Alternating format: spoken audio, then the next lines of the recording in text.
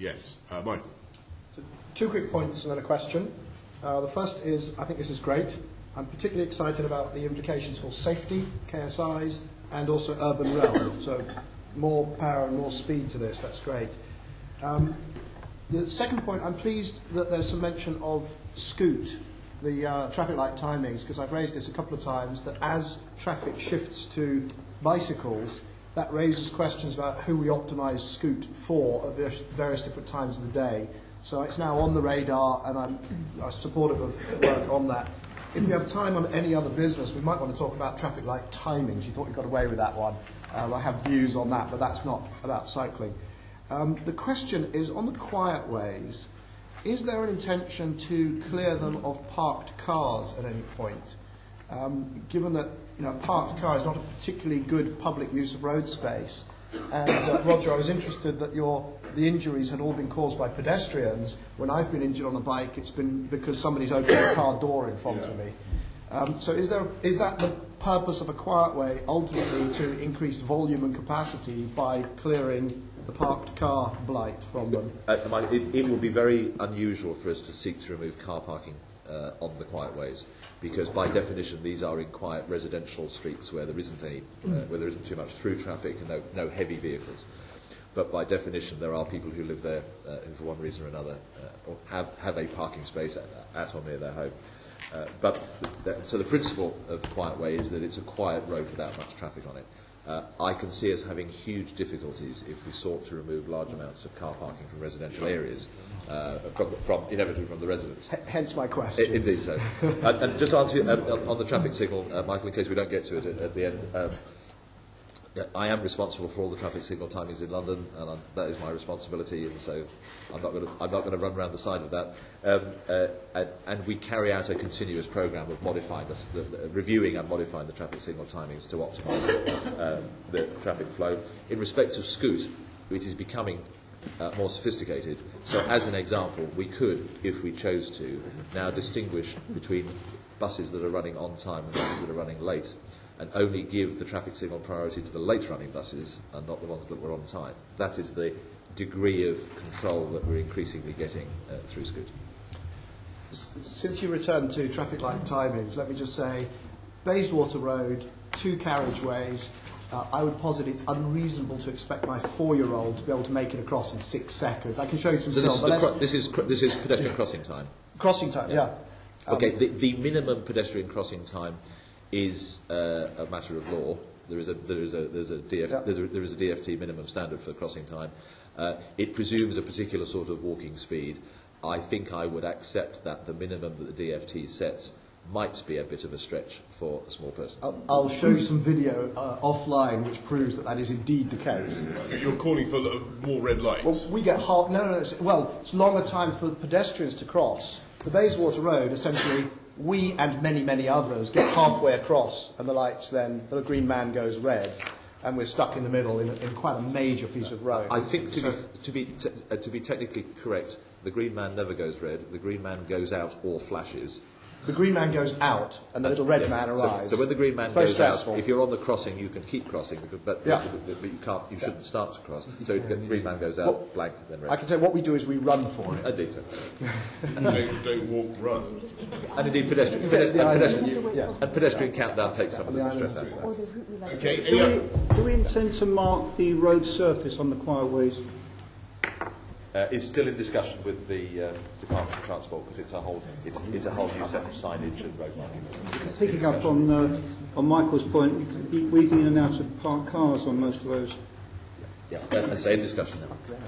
Anything else on the cycling vision? If I might then just take us to the paper, yes, which needs to be approved. What this paper is seeking to do is the approval of some £26 million or so. For the detailed design work for the east-west route, north-south route, the cycle superhighway programme and their upgrades. I draw your attention to 7.9, which sets out in outline terms where we are in terms of mitigation in order to deal with keeping traffic flowing despite the reassignment of road space. I think it would also be fair to say that we are extensively bringing people in and getting experience from overseas in order to help deliver this project. I've mentioned in my presentation earlier that we're working closely with colleagues, IPAG and so on, in terms of project governance in order to deliver this. But the reason why I most want you to approve this today is that the lead-in time for a project of this size, with so many different parts to it, across such a huge area, is so long that if we're to make some really meaningful improvements on the ground within the next 2 to 3 years, we really must get on with the detailed design. Peter. One of the things we discussed in finance and policy was 7.6, the modeling impacts, and I would just say that we were strongly in favor of spending the money to do the design work and the engineering work and that sort of thing, but we would like to see the results of the modeling just to see what the impacts are going to be on traffic, particularly when you're introducing segregation, so that a decision can be made, is the impact, you know, greater than the benefit. And so I would just point out that finance and policy said yes to the money, but on the assumption that we would actually see the impacts and have, you know, an objective and dispassionate look at, you know, what are the impacts of when you put segregation on these already busy roads. Well, I'm not against that, but it doesn't hold the whole thing up. Okay, but if the impact is very, very significant, then maybe you send them back for redesign. Well, you know, we can get. I don't want to. We've got to get on with this thing. We're happy to share the modelling, but we will, of course, as you say, need to keep going in order to deliver on it. I mean, if the impact, I don't imagine that we would want to greenlight anything where the impact was very significant, such as the route to Canary I'm not jealous of that. I think that some of, for example, many of the pictures that you show put very large reservations in there, you know, 2-meter reservations. Now the question is, do you really need that, or could the segregation be much, much smaller? And, you know, and there's also a question, and it's a serious debate, whether you can take part of the pavement and part of the road. And so it's a question of the design and the mitigation and how you're going to do it. Because if you just say, let's go do it, then, you know, and the design is a 2-meter wide island when a meter would work. I mean, look, what we did, for instance, between the Bow Roundabout and Stratford, we've taken huge amounts of road because basically there isn't much traffic there. Right. And well, then the modeling would say you can do that. But on the embankment, for instance, it might be that some of those lavish-looking drawings just produce too much congestion. And you know, I'll go back to what Daniel was saying. I think one of the reasons you've got to go for segregation is partly demonstrative. You've got to show to potentially timid new cyclists that a lot of work is being done to try to help them. You've got to show the world that cycling is stuff that is going on in a big way in London. But for my money, actually it's all of our money, the best investment you can make, I think, is just in designating large sections of the road network as as places where you're going to find loads of cyclists. And that was the philosophy behind the cycle superhighway. I still think it's the right way to go. I still think, broadly speaking, an integrationist approach is the right way to go. What you want to create is a culture both amongst all road users of all classes that cycling is going to take place in a big way on this road. And you're not going to have segregation everywhere. And I just want to reassure you, Peter, it costs too much. And in my view, speaking as a cyclist, once you get beyond a certain level of proficiency, it is totally pointless. Totally pointless. And it is, you know, for instance, on the stretch between, the stretch between Stratford and Bow, you've got this beautiful kind of Oxbow Lake thing that goes off behind the bus stop. Floating bus stop. Yeah, floating bus stop. That's colossally expensive. I forgot to use it the other day, because I was just bombing down the road.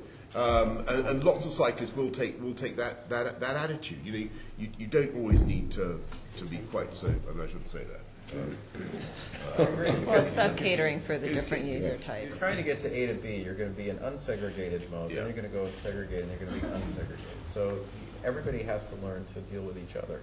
The point Peter makes in us making sure that we don't that we take the right amount of space for cyclists and the right amount of space to segregate them from other road users where necessary is entirely correct. And of course, it's what detailed design work will produce. Good. Good. Just check on one thing. So today we're being asked to approve about 100 million spend of About 25, 26 million Okay. additional on detailed of a design. financial authority to spend about 250 million, and really a plan to spend 900 million. Yes, Yep. yes. And to me, that 900 million is representing 5% of journeys in 2026, is that? Yes, it is. Yes, Yeah. yes. Okay. And, I'm happy. and a proportion of that money will be spent through the boroughs, Yeah. and a proportion, as we described. Yeah, so, but to be clear, directionally we're going Yes. towards the 900 million. Yes. For a Yes, 5%. Are you worried, Keith? No, I'm not happy with it. I'm just making the point. Really. Yes, I'm exactly so. Okay, well, thanks everybody. Thank you for that. Thank you. We have approval for all that. Thank you very much, Board. Agenda item 7, taxi and private hire licence fees. Of all of the fees